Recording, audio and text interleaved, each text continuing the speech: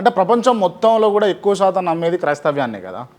ఒక నానా ఇప్పుడు ఎన్ని కోట్ల మంది ఉన్నారు ప్రజలు? ఎంత ఉండొచ్చు?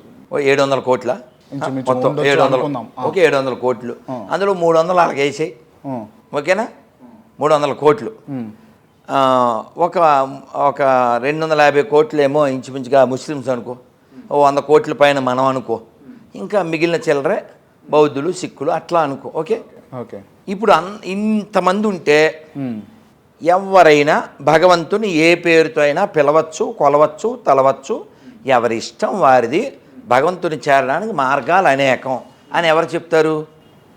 ఆ విశాల హృదయం ఎవరికి ఉంది? హిందువులకు ఉంటుంది అంతే కదా. కాబట్టి ప్రపంచం అంతా బాగుండాలని కోరుకునే వాళ్ళు ప్రపంచం అంతా ఉండాలి కదా.